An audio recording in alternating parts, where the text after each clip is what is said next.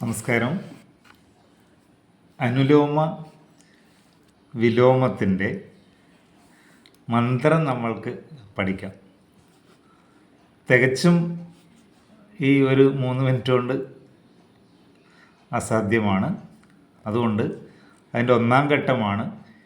ഇത് തിയറി മാത്രമാണ്, പ്രാക്ടീസ് അല്ല. പ്രാക്ടീസിന് താല്പര്യമുണ്ടെങ്കിൽ FBയിൽ സബ്സ്ക്രൈബ് ചെയ്താൽ നമ്മൾക്ക് ആരംഭിക്കാം. ഒരു ഘട്ടത്തിൻ്റെ തിയറി മാത്രമാണ് ഞാൻ പറയുന്നത്. ബദ്ധ പത്മാസനോ യോഗി പ്രാണം ചന്ദ്രേണ പൂരയേത്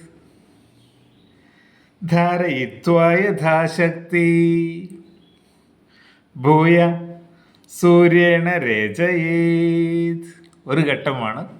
അതായത് ബദ്ധ പത്മാസനോ യോഗി, പത്മാസനം എല്ലാവർക്കും അറിയായിരിക്കുമല്ലോ അല്ലേ? പത്മാസനത്തിൽ ഇരുന്നു കൊണ്ട് പ്രാണം ചന്ദ്രേണ പൂരയേത്.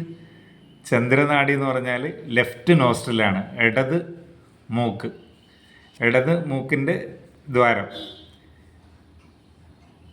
ധാരയിത്വാ യഥാശക്തി, എത്ര സമയമാണോ നിർത്താൻ പറ്റുന്ന അത്ര സമയം റീറ്റെയിൻ ചെയ്യുക, വായു ഉള്ളിൽ നിർത്തുക.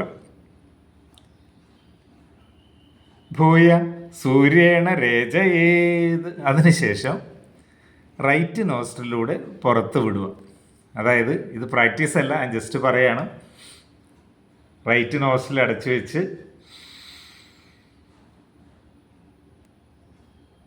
ലെഫ്റ്റ് നോസ്ട്രിലൂടെ വായു ഉള്ളിലേക്കെടുത്ത് പരമാവധി യഥാശക്തി എന്നേ പറയുന്നല്ലോ, ആരും സ്ട്രെയിൻ എടുക്കരുത്.